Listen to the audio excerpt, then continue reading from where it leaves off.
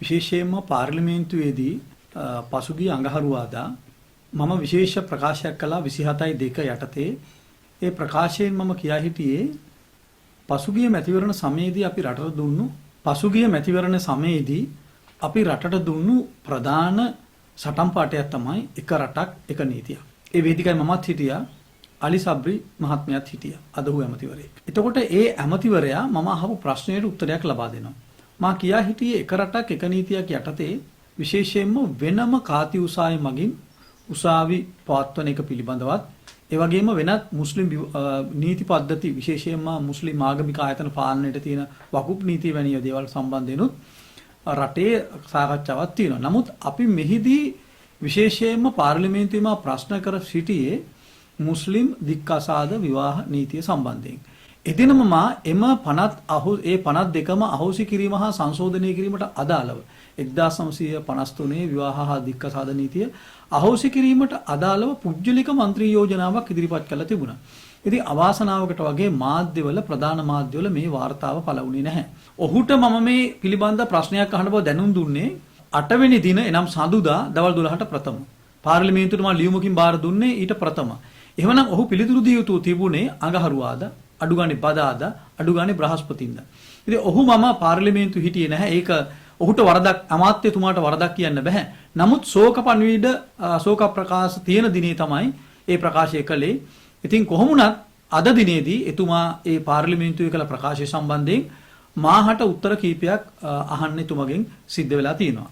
පළමුවෙන්ම කියන්න ඕන එක රටක් එක නීතියක් යටතේ පෙනී හිටපු එතුමා එපමණක් නෙවෙයි ඒ මහා ඡන්දයෙන් බලයට පත්වෙච්ච ඒ අපේ අලි සබ්රි අධිකරණ ඇමතිවරයා මේ කරන ප්‍රකාශය පිළිබඳව ඔහු කරන ප්‍රකාශ ගැන වගකීම් කීපයක් තියෙනවා. පළවෙනි එක තමයි ඔහු කියනවා මේක මේ මම ඉදිරිපත් කළේ මේ ටැග්ලයින් ගන්න වොයිස් කට් දෙන්න තියෙන කැමැත්තට කියලා. ඉතින් පළමුවෙන්ම කියන්න ඕන පාර්ලිමේන්තුවේ විශේෂයෙන්ම අධිකරණ ඇමතිවරයා තමයි මේ උත්තර දෙන්නේ. අධිකරණ ඇමතිවරයා මෙවැනි බාලගණේ ප්‍රකාශ කරන්නේ නැතුව ඉන්නව නම් හොඳයි. මම කළේ ඊටාම නීත්‍යානුකූලව වගකිව යුතු ප්‍රකාශයක්.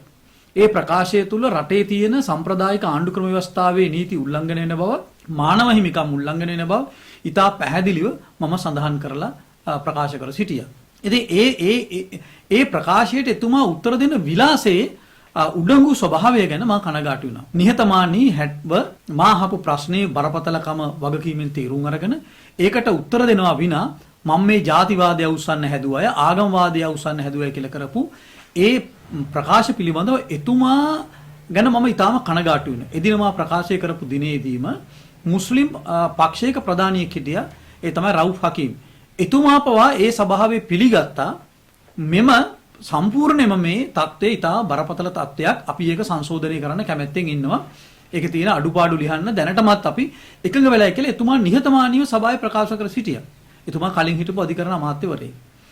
ඒ වගේම රජයේ අමාත්‍යවරයෙක් හැටියට සුදර්ශනී ප්‍රනාන්දුපුල්ලේ මැතිණිය එම මොහොතේම මාගේ ප්‍රකාශය පිළිබඳව එය අනුමත කළා, ප්‍රකාශයක් කළා. ඒ වගේම මගේ පාර්ලිමේන්තු 52 යෝජනාව සම්මත කරනු ලැබුවේ පොදුජන පෙරමුණේ මන්ත්‍රීවරයෙක්. ඉතින් එහෙම තියෙද්දී එම ආණ්ඩුවේ ඇමතිවරයා උත්තර දෙන්න ඕන මුස්ලිම් ඇමතිවරයෙක් හැටියට නෙවෙයි, රටේ අධිකරණ ඇමතිවරයා හැටියට. ඉතින් එතුමට රිදෙන්න මම කිසිම දෙයක් කිව්වේ නැහැ. ආගමික ගැටුම් ඇති වෙන කිසිම දෙයක් කිව්වේ නැහැ. ප්‍රශ්න ඇති වෙන කිසිම දෙයක් කිව්වේ නැහැ. නීත්‍යානුකූල සාධාරණ ප්‍රශ්න කීපයක් මම එතුමගෙන් ඇහුවේ. ඒවට අර යන්නේ කොහෙද ඇහුවම මල්ලේ පොල් කියන්න වගේ අහන එකට නෙවෙයි වෙනත් එකකට තමයි එතුමා උත්තර දීලා තියෙන්නේ. ඉතින් ඒ නිසා එතුමාගේ ප්‍රකාශය සම්බන්ධයෙන් මුලින්ම කියන්න එතුමා කියනවා ඉන්දියාව, පිලිපීන, ඊශ්‍රායලය, සිංගප්පූරු වගේ රටවල මේ නීතිය තියෙනවා කියලා.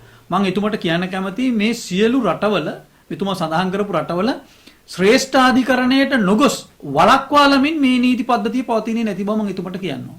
එතුමා ඒකට උත්තරය දෙයි. ඇයි එතුමා මේ ඉන්දියාව, පිලිපීන, ඊශ්‍රායලය, සිංගප්පූරු ගත්තේ? ඇයි එතුමා ඊජිප්තුව ගන්න නැත්තේ? ඇයි එතුමා කසකස්තාන්, තජිකිස්තාන් ඒ වගේ මුස්ලිම් බහුතරය ජීවත් වෙන රටවල් ගන්නේ නැත්තේ? ඇයි කියලා මම මේ අවස්ථාවේදී අහන්න කැමතියි. ඊළඟට එතුමා කියන මුස්ලිම් විවාහ නීතිය පිළිබඳව සෞදි අරාබියත් දැන් තීරණයක් නොබෝද අරන් තියනවලු. ඉතින් සෞදි අරාබිය තීරණය ගත්තට පස්සේද අපි තීරණය ගන්න ඕන? අපේ රටේ මෙතෙක් කල මේ පාර්ලිමේන්තුවේ හිටියේ බූරුවද? ඉතින් සෞදි අරාබියේ තීරණේ අපට වැදගත්කමක් නැහැ. සෞදි අරාබියේ තියෙන නීති පිළිබඳව මුළු ලෝකෙම මානව හිමිකම් කවුන්සිල් වල ලෝකයේ මානව හිමිකම් සංවිධානවල එහි කාන්තාව අයිතියට තියෙන තැන පිළිබඳව මහ විශාල සංවාදයක් තියෙනවා. ඉතින් ඒ නිසා සෞදි අරාබිය ගත්ත තීරණයට පස්සේ අපි ගන්නවා කියලා කියන්නේ කිසිම අවශ්‍යතාවයක් නැහැ. හැබැයි එතුමා කියපු මේ ප්‍රකාශය තුල තියෙනවා සෞදි අරාබිය පවා පිළිඅරන් තියෙනවා කුරානයේ තියෙන වගන්තිය ලෝක සම්මුතියක් අනුව සංශෝධනය කළ යුතුයි කියලා. ඒ ගැන මම එතුමාට අඩු ගන්න එක මතක් කිරීම පිළිබඳවත් ස්තුතිවන්ත වෙනවා. ඊළඟට එතුමා උගේ මං ඇහුවා මේ මුස්ලිම් නීතිය කියලා කියන්නේ දෙවියන් වහන්සේගෙන් මහමත් නබිතුමාට ලැබිච්ච පණිවිඩයක් මත නේද ක්‍රියාත්මක වෙන්නේ කියලා. එතුමා ඒකට වෙන උත්තර වගේක් දීලා තියෙනවා. එතුමා කියලා තියෙනවා මේවා මොහමඩාන් කෝඩ් 1806 නීතිය අනුව තමයි මුස්ලිම් විවාහ නීතිය ආවේ කියලා. මොහමඩාන් කෝඩ් වලට ආවේ කොහොමද කියලා එතුමා කියන්න එපා. ඒවා ආවෙත් ඉස්ලාම් නීතියම තමයි. මම මේ ඉස්ලාම් නීති විවේචනය කරනවත් හෙලා දකින්නවත් ආගම් වාදය අවශ්‍යනවත් නෙමෙයි. මුස්ලිම් නීතිය සම්බන්ධයෙන් දැනුගත් ප්‍රබුද්ධ මුස්ලිම් සමාජය තුලම විවාහ වෙන වයස පිළිබඳව දැවැන්ත සාකච්ඡාවක් තියෙනවා. අපි මේ සාකච්ඡාවේදී අලි සබ්රි වගේ දැනුගත් මහත්මයෙක් ඉන්න ඕන අර ප්‍රගතිශීලී සමාජ සංවර්ධනයත් එක්ක හිතන යම්කිසි ප්‍රබුද්ධ දේශපාලන කණ්ඩායමක්. එතුමා මගේ ප්‍රශ්නෙට උත්තර දීලා තියෙන අර වහබ්වාදයේ කොටස්කරුවෙක් හැටියට. මුලින්ම කියන්න ඕන අලි සබ්රි මහත්තයා හුඟක් කනගාටුයි. ඊළඟට එතුමා කියනවා ඇමරිකාවේ 13 වෙනි ජපානයේ 15 මේවා එතුමා මොකටද මේ ඉදිරිපත් කරන්නේ?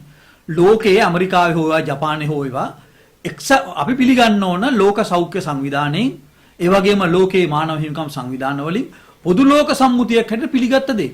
ඒ කිසිම ලෝකයේ බොහෝ රටවල් සාතිශය බහුතර රටවල් ප්‍රමාණයක් විවාහ වෙන නීතිය අවුරුදු 16ට වැඩි යුතුයි කියන සම්මතයට ඇවිල්ලා තියෙනවා. ඉතින් එතුමා මට උදාහරණ දෙන්න ඕනේ.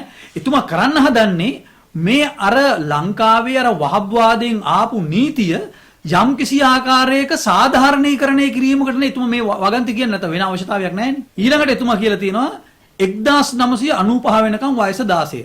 වයස 16ද 18ද කියන එක සම්බන්ධයෙන් මේ ලොකු ප්‍රශ්නයක් නැහැ. ඒ කියන්නේ 16 වුණත් ඒකේ මේ 18 කරත් ඒකේ ලොකු විශාල ප්‍රශ්නයක් නැහැ. නමුත් ප්‍රශ්නේ තියෙන්නේ ඒක නෙවෙයි.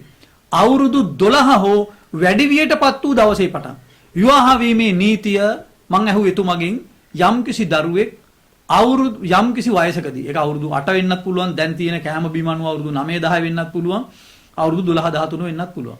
එතකොට කාතිවරයාගේ අවසරය ඇතිව අවුරුදු 12ට අඩු වුණත් විවාහ වෙන්න පුළුවන් කියන එක කාති උසාවි වල අභ්‍යාස කරනවාද කියලා මම අහුවේ.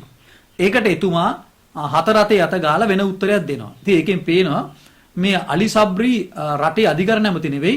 ඔහු පෙනී ඉන්නේ රටේ ඡන්දේ දීපු බහුතර ජනතාව වෙනුවෙන් නෙවෙයි. ඔහු පෙනී ඉන්නේ 10%ටත් අඩු 100%ක් විතර වෙන අන්තවාදී මුස්ලිම් වහබ්වාදය වෙනුවෙන් කියලා මම මේ අවස්ථාවේ කියන්න කැමතියි. කනගාටුයි.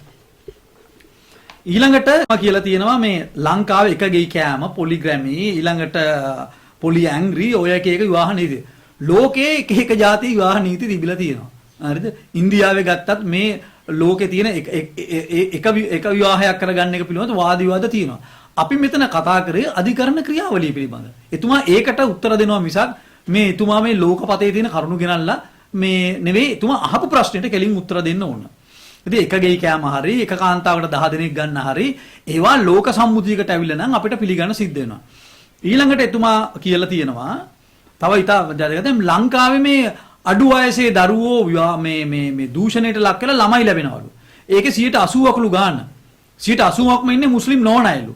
ඉතින් මේ රටේ කොහොමද 80%ක් ඉන්නේ මුස්ලිම් නොවන ජනතාවක් නේ. ඉතින් ඒ 80%ක් කීම සාධාරණයිනේ. ඒක නෙමෙයි ප්‍රශ්නේ. අඩු වයසේ දරුවෙක් ගැප් ගන්න හෝ ළමෙක් ලැබෙනවා නම් ඒක පිළිබඳ අධිකරණ ක්‍රියාවලියක් තියෙනවා. මුස්ලිම් විවාහ නීතිය මගින් ඒ ගැප් ගැනීම හෝ විවාහ වීම පිළිබඳ ඒ කියන්නේ අඩු වයසේ දරුවෙක් විවාහ වීම පාසල් නොගොස් විවාහ වෙනවා නම් විවාහ කර දෙනවා නම් ඒ සම්බන්ධයෙන් රටේ තියෙන ප්‍රශ්නයක්. ඒකට අධිකරණයට යන්න පුළුවන්. මුස්ලිම් නීතිය නිසා අධිකරණයට යන්න බෑ. අන්න ඒක තමයි අහුවේ. එතුමා කියන්න ඕන නෑ මේක රටේ නීතිය තියෙනවා නම් මේ අඩු වයස් දරුවෝ විවාහ වෙනවා නම් රටේ නීතියකට ක්‍රියාත්මකයි. ඒකට පොලිසිය ගිහලා අත්අඩංගුවට ගන්නවා. නමුත් මුස්ලිම් සමාජයේ ඒක නීතියක් නිසා ඒ අසාධාරණයේ ඒ වැරද්ද නිවැරදි දෙයක් හැටියට පිළිගන්න නිසා තමයි ප්‍රශ්නයක් ඇවිල්ලා තියෙන්නේ. ඉතින් අනිත් එක තමයි අලි සබ්රි මහත්මයාට කියන්න ඕන ඔබතුමාගේ අමාත්‍යංශයේ එක දවසක් වෙන් කරන්න අඩු ගානේ පැය 2ක් 3ක් වෙන් කරන්න මේ රටේම ඉන්න කාති උසාවි වලින් පීඩාවටපත් වෙච්ච මුස්ලිම් විවාහ නීතිය නිසා අරුබුදයටපත් වෙච්ච මුස්ලිම් කාන්තාවන්ට හුඟම් දෙන්නේ. දැනටමත් දික්කාසාදහා විවාහ නීතිය පිළිබඳ මුස්ලිම් වියත් හවුල කියලා සංවිධානයක් හැදිලා තියෙනවා. ඒ සංවිධානයේ පිරිමි ඇත් ඉන්නවා, වයසක ඇත් ඉන්නවා. ඊළඟට ඔබතුමා කියලා තියෙනවා මම ඇහුවේ කාති උසාවිවල කාන්තාව ඉන්න එක ගැන. කාන්තාවන්ට ඉන්න බෑ. කාති උසාවිවල කාන්තාවෝ නඩුකාරවරු වෙන්නත් බෑ, නීතිඥයෝ වෙන්නත් බෑ. එතුමා කියනවලු ඒක අපි ඉදිරියේ කරනවලු. මං අහපු ප්‍රශ්නෙට එතුමා උත්තර දෙන්න ඕන. මෙතෙක් කාලයක් කාන්තාවන්ට කාන්තා නීතිඥවරුන්ට හෝ නඩුකාරවරුන්ට කාති උසාවි ඉඩක් නැහැ. ඒ ඇයි කියලා අපි අහන්නේ. එතුමා කියන්න ඕනේ ඒක වැරදක් කියලා. ඒක කියන වෙනුවට අපි ඉක්මනින් ක්‍රියාත්මක කරනවා කියලා තමයි එතුමා කියන්නේ. මං අහපු ප්‍රශ්නේ උත්තර දුන්නා නම් ඉවරයි. ඊළඟට ඔබතුමා මේ යම්කිසි ප්‍රශ්නයක් ඇහුවම ඉස්සෙල්ලාම නීතිඥයෙක් හැටියට ඒකට උත්තර දෙන විදිය ටැග් ලයින් දෙනවද, වොයිස් කට් දෙනවද, ජාතිවාදය උස්සන්න එපා, ආගම්වාදය උස්සන්න එපා කියලා ඔබතුමා කතා කරනවා. ඔබතුමාට මම විවෘතව ආරාධනා කරනවා ඕනම නාලිකාවකට එන්න කරුණා කරලා ඇවිල්ලා අපේ ප්‍රශ්න උත්තර දෙන්න. ඔබතුමා එන්න ඕන. මොකද හේතුව ඔබතුමා මේ රටේ අපි ගොඩනගපු ජනමතෙන් අමාත්‍යවරයෙක් බවට පත් වෙච්ච ඇමතිවරයෙක්. අනිත් එක ඔබතුමා මේ මුස්ලිම් අධිකරණ ඇමති නෙමෙයි. ඔබතුමා මේ රටේ සියලු ජනතාවගේ සාමාන්‍ය නීතිය ක්‍රියාත්මක කරන ජනතාවගේ අධිකරණ ඇමති. රටේ අධිකරණ පද්ධතියට වග කියන්න ඕන පුජ්‍යලයා ඔබ. ඒ නිසා ඔබ අපට මේ සම්බන්ධයෙන් විවෘත සංවාදයකට ඇවිල්ලා උත්තර දෙන්නේ කියලා කියනවා. මේ සම්බන්ධයෙන් තියෙන සියලු කරුණු මම එහිදී ඉදිරිපත් කරන්න කැමතියි. ඊළඟට එතුමා කියලා තියෙනවා විවාහ වෙන වයස පිළිබඳ සංශෝධනය කරන්න කැමතිලු. බොහොම හොඳයි. එතුමා කියලා තියෙනවා කාන්තාව කාති උසාවිවලට පත් කරන්න කැමතියි. තවත් මම ප්‍රශ්නයක් අහනවා කවද්ද කියලා ඒක. කවද්ද කියලා අහන්න ඕනේ එතුමාගේ. තව අවුරුදු 5න් පස්සේ නෙමෙයි. ඊළඟට එතුමා කියලා තියෙනවා 18ට එකඟයි කියලා. ඉතින් මේ වටේ 13 ජපානයේ කතාවයි ඇමරිකාවේ කතාවයි අවශ්‍ය නැහැනේ. ඇමරිකාවේ බොහෝ ප්‍රාන්තවල 16ට වැඩි. ඒකනේ එතුමා කියන්න ඕන. ඇමරිකාවෙත් අහම වෙනවා, ජපානෙත් මෙහෙම වෙනවා. ඒක හන්ද මුස්ලිම් විවාහ නීතිය සාධාරණීකරණය වෙන විදිහට එතුමා පාර්ලිමේන්තුවේ ප්‍රකාශ කරමින් එතුමාගේ අභිලාෂය බොහොම අපට පැහැදිලිව හඳුනා ගන්න පුළුවන්. ඊළඟට එතුමා ඉතා වැදගත් දෙයක් කියනවා. උඩරට විවාහ නීතිය. උඩරට විවාහ නීතිය යටතේ ඒක ක්‍රියාත්මක වෙන්නේ අපේ සාමාන්‍ය අධිකරණය තුල. ඒක ක්‍රියාත්මක වෙන්නේ රටේ මේ වෙනම අධිකරණයක නෙවෙයි. ඒකයි අපි අහපු ප්‍රශ්නේ. ඊළඟ ප්‍රශ්නේ තමයි රටේ තියෙන මේ තේසවලාමේ නීතිය. ඒවා සම්බන්ධයෙන් ඒවා ක්‍රියාත්මක වෙන්නේ අධිකරණයට යන්න පුළුවන්. අධිකරණයට ගිහලා අධිකරණය තුල විසඳුම් දෙන්නේ. හැබැයි මුස්ලිම් කාන්තාවක් විවාහ වුණාම ඒකේ තීන්දුව දෙන්නේ කාති උසාවිය ඇතුලේ. කාති උසාවියේ තීන්දුවට යටත් වෙන්න වෙනවා. අධිකරණයට යාමේ ඉඩකඩක්වත් නැහැ. අන්න ඒකයි අපි විසඳන්නේ කියලා ඉල්ලුවේ. කමක් නැහැ කාති උසාවිය තිබුණා. කාති උසාවිය තීරණ තියාගන්න. හැබැයි ප්‍රශ්නේ තියෙන්නේ ඒක සිංහල ජනතාවට බලපානවා, දෙමළ ජනතාවට බලපානවා, කතෝලික හා අනිත් ජනතාවට බලපානවා. කොහොමද බලපාන්නේ කියලා අලි සබ්රි ඇමතිවරයාට මම කියන්න කැමතියි. මෙන්න මෙහෙම බලපාන්නේ. අවුරුදු 12ට වැඩි අවුරුදු 18 අතර වයස්වල සිංහල දරුවෝ මුස්ලිම් කෙනෙක් විවාහ කරගන්නවා. හැබැයි මේ දරුවට යම්කිසි අවුරුදු 4-5ක් ගියාම විවාහය එපා වෙනවා.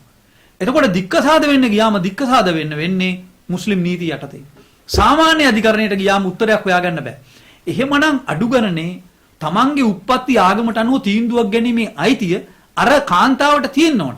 එයා විවාහ වෙන දවසේම විවාහයට පෙර මොකද්ද කරන්නේ? විවාහයට පෙර දවසේ ආගම මාරු කරනවා. කිසිම කාති උසාවියක බෞද්ධ මුස්ලිම් පිරිමියෙකුට බෞද්ධ කාන්තාව බුද්ධ ආගම යටතේ කසාද බඳින්න දෙන්නේ නැත. මෙන්න මේකට ඇලිසබ්‍රි උත්තර දෙන්න ඕන. වෙන අනම්මනම් බහූබූත කියන්නේ නැතුව. ඇමතිතුමෝ ඔබතුමා රටේ අධිකරණ ඇමති මෙන්න මේ මං අහන ප්‍රශ්නෙට උත්තර දෙන්න ඕන. ඊළඟට මොකද මේකෙන් අගතියටපත් වෙලා තියෙන විශාල මුස්ලිම් ප්‍රජාව. ඒකයි මම ඔබතුමාට කිව්වේ මේ සම්බන්ධයෙන් කරුණා කරලා කැඳවන්න.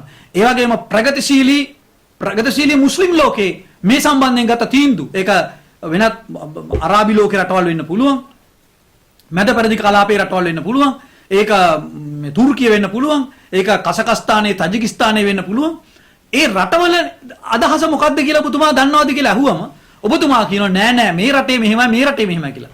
ඒකෙන් පේනවා ඔබතුමාගේ අභිප්‍රාය තමයි අර අන්තවාදීන්ගේ ගොඩේ මූලධර්මවාදීන්ගේ ගොඩේ ඉන්නේ.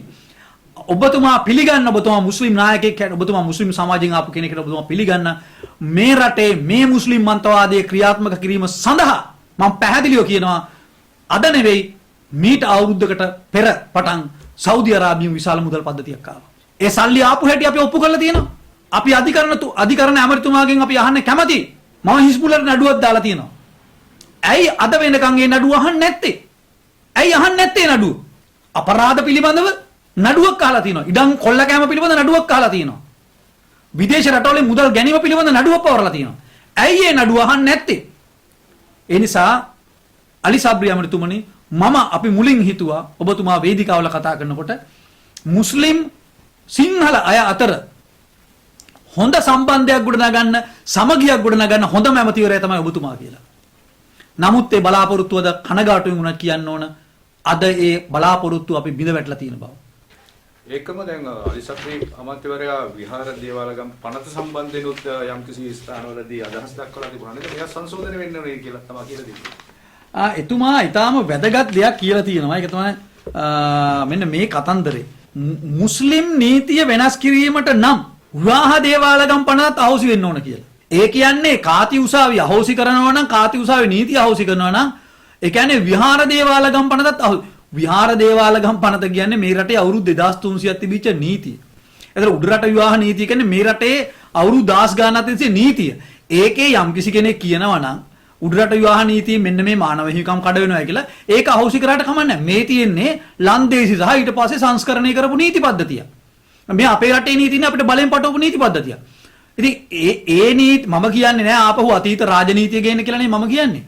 නීතිය සකස් කිරීමේදී රටේ ජාතික සම්ප්‍රදාය යම්කිසි නීතිමය වැදගත්කමක් තියෙන දේවල් තිබුණා නම් ඒව රැකගෙන අපි ලෝකයේ තියෙන මානව හිමිකම් ප්‍රඥාප්තියන්ට අනුව අපේ නීතිය සකස් කරගමු කියලා අපි කියන්නේ. වෙන දෙයක් නෙවෙයි අපි කියන්නේ. ඊළඟට එතුමා කියනවා මේ කාති උසාවි කියන්නේ වෙනම අධිකරණයක්. ලංකාවේ විහාර දේවාලගම් පනත වලට වෙනම අධිකරණයක් නෑ. අපි පන්සල් නඩු විසඳ ගන්න ඕන ලංකාවේ සාමාන්‍ය අධිකරණයට ගිහිල්ලා. ඉතින් එතුමා ඒක දැනගෙන ඉන්න ඕන. අධිකරණ ඇමතිවරයා විදිහට මම කනගාටු වෙනවා. අපේ කිසිම භික්ෂුවකට සංඝාධිකරණය කියලා 아무තු අධිකරණයක් නෑ රටේ. අපි ගිහිල්ලා සාමාන්‍ය අධිකරණයෙන් තමයි ප්‍රශ්නේ විසඳ ගන්න ඕන. අවුරුදු 2300 මේ කාති උසාවිය අහෝසි කරන්න නම් එතුමා කියනවා විහාර දේවාලගම් පනතේ නීති ටිකත් අහෝසි කරන්න කියලා. අපි ඇමතිතුමාට කියන්න කැමති ඔබතුමා හීනෙන් බය වෙලා ඉන්නේ. කවදාවත් ඔබතුමාට ඒක කරන්න අපි දෙන්නේ නැහැ. කාති උසාවියේ තියෙන මානව විරෝධී අගතිගාමී ඒ වගේම මේ පුරුෂාධිපත්‍ය කාන්තාවන් හිංසනයට පත්වීම මේ කාරණා සම්බන්ධයෙන් අරගලය සිංහල අය වෙනුවෙන් නෙවෙයි මුස්ලිම් කාන්තාවන් සහ මුස්ලිම් පිරිමින් ප්‍රගතිශීලී මුස්ලිම් මිනිස්සු ඉන්නවා. ඒ සියලු දෙනා එක්ක මේ සටන අපි කරනවා. ඔබතුමා නිදාගෙන ඉන්න.